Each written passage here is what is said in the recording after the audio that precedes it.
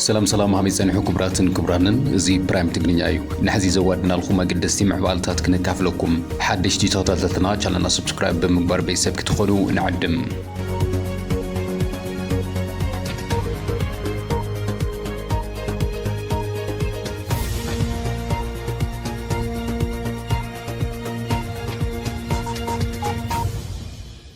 أبومبر ودب سالساويان تግራይ ካብ ሓላፍነቱ ተላዒሉ أبومبر እቲ ውድብ ዝኾነ ኣሉላ ሃይሉ ነጋ ባዓርሰ ፈቃዱ ካብ ሓላፍነቱ ከም ዝተኣለየ ዕላው ገይሩሎም እዚ ምዕባለ እዚ ኣብ ፖለቲካ ትግራይ ዓቢ ስጉምቲ ዝተባሃለሉን ብዙሓት ናዳ እናሃብሉን እዮም ዘለዉ ኣሉላ ሃይሉ ነጋ እቲ ውድብ ንኽምስረት ዓቢ ኣበርክቶ ዝነበሮን ድሕሪ ብምስራቱ ድማ እቲ ውድብ ንኣስታት 6 ዓመታት ብኣቦምበርነት ከገልግል ድሕሪ ምጽናሕ ብትማሊ ዕለት ካብ ሓላፍነቱ ከም ዝተሰናበተ እዩ ተፈሊጡ ዘሎ እቲ ውድብ ቅድሚ ትማሊ ዕለት 6 ወርሒ 2018 ዓመተ ምህረት ጀሚሩ ስሩዕ ኣኼባ ዘካየደ ኮይኑ ኣብ ምትክካእ መሪሕነትን ዝተፈላለዩ ኣጀንዳታትን ምይይጥ ድሕሪ ምግባሩ እቲ ኣቦምበር ሓላፍነቱ ከረክብ ኽኢሎም ኣቦምበር ሳወት ኣሉላ ሃይሉ ነጋ ካብ ሓላፍነቱ መልዓሉ ብዝምልከት ኣብ ዘካፈሉ ሓሳብ ከምዚ ክብል ይጽሒፎም ኣነ ዝተቃለስኹን ዝቃለስ ዘለኹን ዓርሰ እዩ ኣነ ማለት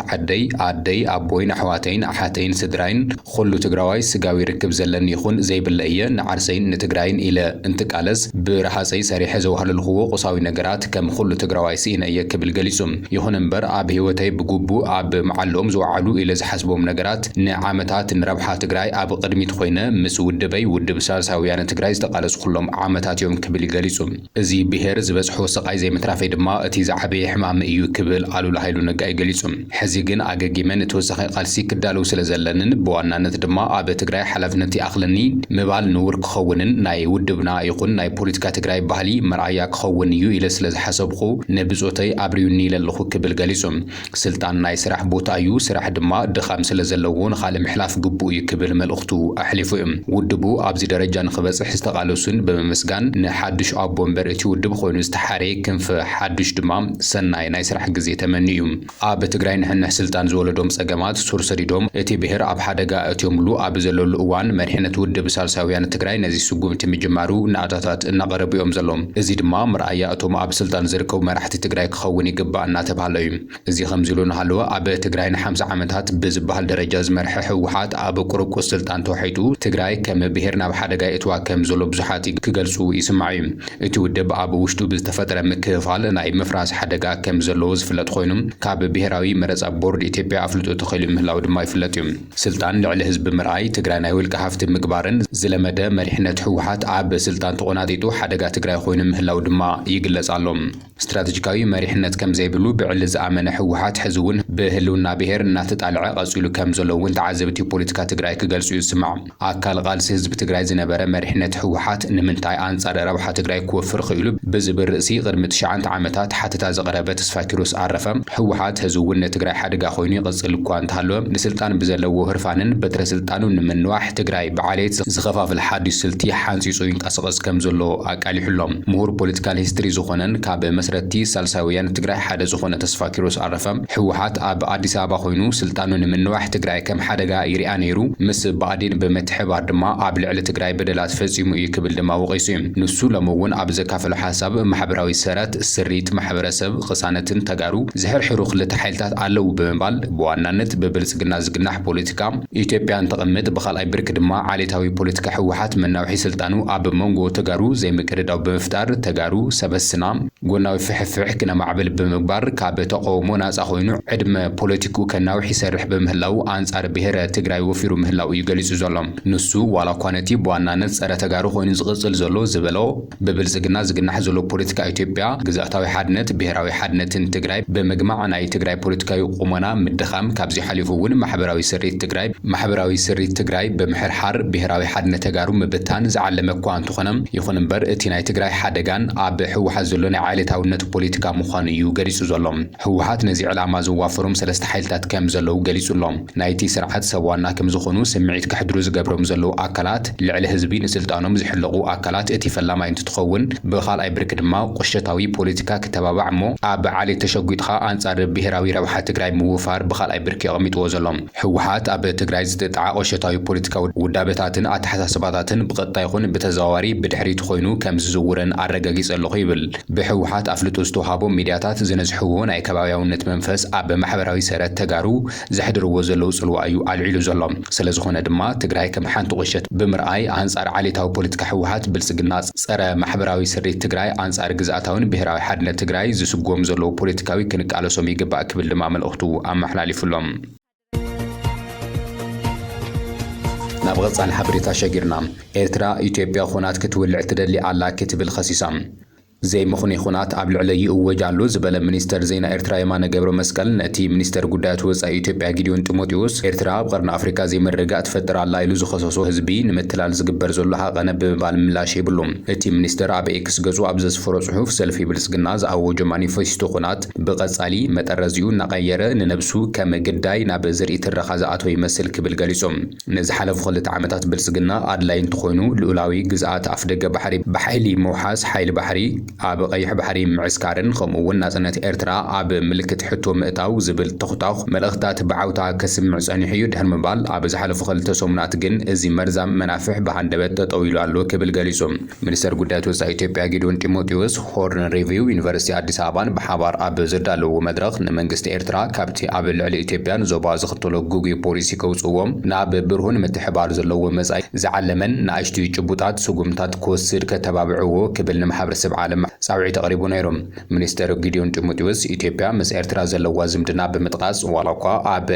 عب العلاونتن جزاتها حدنتن خبير متوتخون جزاتن انت تفصمم إثيوبيا جن لعل نفسها جزات كم زكايد تحبيرو نيرم إثيوبيا زرعت لغام انتي سلام كتبل زو صدتو حريا كم زخونه دما اسميرو نيرم منستر زينا إرترا يمانه جبر مسكل منغست إثيوبيا نتي كجبرو زصنحه نخونات زقصقص تغباراتو نفس مكلخال يجبر كم زلو مسيلون مقراب كمخنيلو يدلي كم زلو وقيسو إثيوبيا نفس مقطع كم زجبرت زجلز منستر جديون تيموتيوس اتي تعجزتي قصالن بزي قرم خونات كوسد كم زي خل دما اطنقو نيرم منستر يمانه جبر مسكل على سب سلطانات إثيوبيا بحزرت تكالاوي زخري كم زساقيو خمون كم كابيني منسترات بايتو ويدما خال ابيات مزجب سندات كرخبو كم زي خلو كم ززارب بمغلاص زخروم نمحداس 4 حقታት ዝበሎም ታሪካዊ አጋጣምታት ውን ዘርዚሩ ነይሮም ሚኒስትር ዜና ኤርትራ ውስንቲ ታሪካዊ حقታት ኢሉ ኣብ ዝዘርዘሮ ጽሑፉ ኢትዮጵያ አህጉራዊ ሕጊ በመጥሓስ ፌደሬሽን አፍሪሳ ንኤርትራ ብዘይ ሕጋዊ መንገዲ ብስንኪ ምቁራና ኤርትራ ናብቲ 30 ዓመት ዕጥቃዊ ቃልሲን ናጽናታ ከተኣቱ ከም ዝተገደደት ኣብ ክልቴን ሃገራት ንዘሎ ግጭት መበገሲ ከም ዝኾነን እዩ ገሊጾም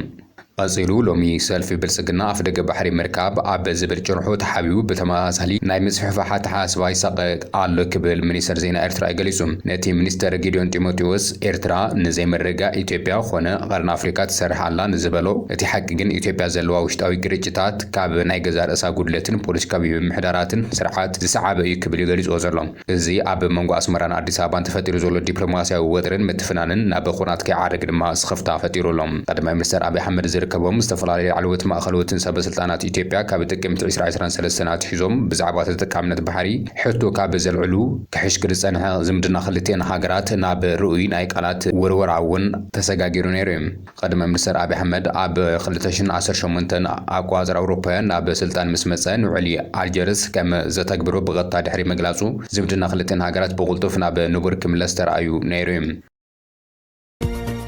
ناب غصة الحبريتا شجرنا كوميشن هاجرا مككر ناب تجري بمتاع أجندة نايمت إكاب مسرح نمجمع زجبروز عريز تدلي وسيد كم زقول كم زي خالق جلسوم إتو كوميشن زي زبالة كاب زحلف حدار حمشتك ساب شوعة تغلطشن 10 شمنتن عام تمرت أب كتما آدمام مسم راحتي بوليتيكا والدبات أب زجبرو أهبا كاب حزب تجري زغرب الحتو زي كملسي خلي كبل زجلس أخوينو تي حتو بزعبك زاتها حدنا تجري ناب بتو كملس غرب حتو مخانونات زخاخرم إتو كوميشن متكاب أجندة بمززام ناب هاجرا وعلى مككر نمشيغار زخلو سرحتنا كناونا مخانو كان دغلصم ابتي مسرح زغات موبولوتاتو ون تግራይ مخانا تقيسلم كابتي غند بودوتات حدا كساب حزي اب تግራይ سرحتي متك اجندا زي مغبارو مخانو زغلص خوينو بريتوريا زملكات غداي بسفحو كمستل على دما غليزم اتي كوميشن سمنت بريتوريا كابستخته من دحار اب تግራይ اتي سرح كميك سرح كمزلو بزملكات مسمرحتي حوحاتن قالوت مداركتي اكلاتن بتدغاغامي كزتي كمزخال زغلص خوينو يخون انبر ابتي زتታት ኣባላት ካብ ወገን ሕወሓት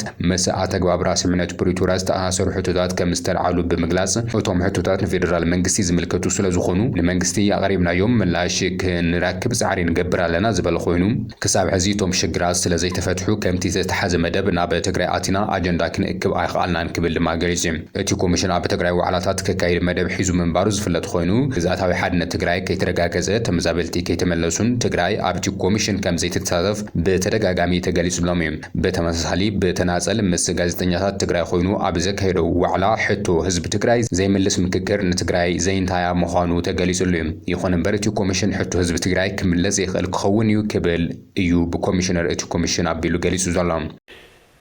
ግን ትላልቅ ጉዳዮችን ይፈታል ይቀርፋል ብለን እናምናለን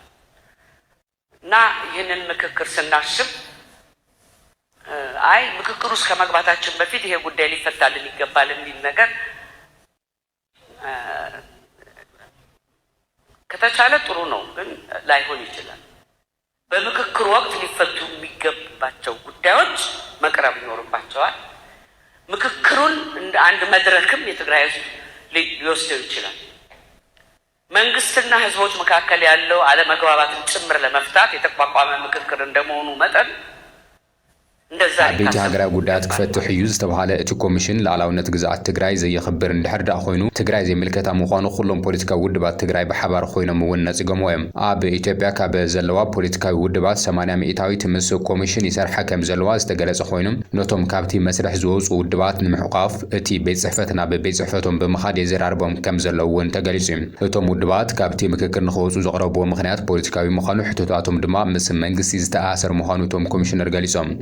ኮሚሽነር ፕሮፌሰር መስፍን ኣርኣያ ከም ዝገለጽዎ እንተኾይኑ እቲ ኮሚሽን ዘጋጥሞ ሽግራት ፖለቲካዊ ትሕዝቶ ስለ ዘለዎም ፖለቲካዊ ውሳኔ ዝደልዩ ምዃኖም ይገሊጹ ክሳብ ሕዚ ኣብቲ መስርሕ ምክክር ዘይተሳተፉ ዕጡቓት ጉጅለታት ፖለቲካዊ ውድባት ንምስታፍ ዝግበር ጻዕሪ ክቐጽል ምዃኑ ዝገለጹ እቶም ዋና ኮሚሽነር ኣብዚ ዓመት እዚ ሃገራዊ ምክክርን ሃገራዊ ምርጫ ኣጣዒምካ ክትካይዶም ከም ዘድሊ ኣገንዚቦም እዮም እቲ ሃገራዊ ኮሚሽን ምክክር ኣጀንዳ ብምዝዛም እቶም ምክክር ዝግበረሎም ኣጀንዳታት ንህዝቢ ንምግላጽ ይሰርሕ ከም ዘሎ እውን ኣመላኺቱ እዩ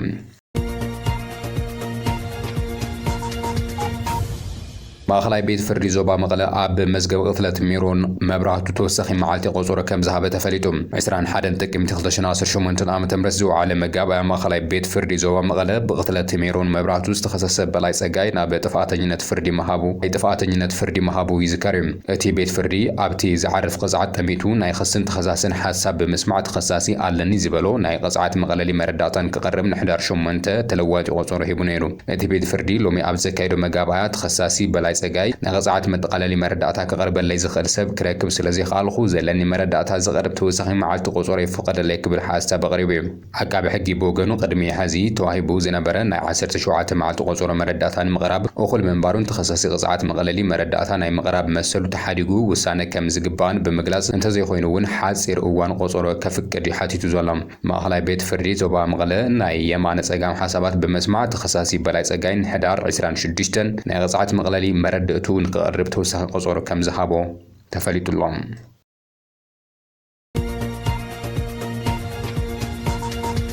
ዕውት ኦፕሬሽን ተሳሊጡ ዘይሕጋውያን ደላሉ ኣብ ቁፅር ፖሊስ ከተማ ሽረ እንዳስላሴ ከም ዝውዓሉ ተፈሊጡ ትሕቲ ዕድመ ዝኾኑ ንሳዑዲ ዓረብያ ክንወስደኩም ኢና ብምባል ንሓሙሽተ ትሕቲ ዕድመ ኣታሊሎም ሒዞሞም እንትጓዓዙ ክልተ መኮብለልቲ ኣብ ከተማ ሽረ እንዳስላሴ ብፀጥታ ኣካላት ኣብ ቁፅር ከም ዝውዓሉ ተፈሊጡሎም እቶም መኮብለልቲ ንሳዑዲ ዓረብያ ክንወስደኩም ኢና ብምባል ኣታሊሎም እንትጓዓዙ ብዕለት 6 ቅድሚ ትማሊ ሰዓት 1 ምሸት ኣብ ከባቢ ሽረ እንዳስላሴ 4 ቀበሌ ብናይ ኣካላት ፀጥታ ክትትል ኣብ ቁፅር ምውዓሎም ርክብ ህዝብን መንግስትን ከተማ ሽረ እንዳስላሴ እዩ ኣቃሊሑ ዘሎም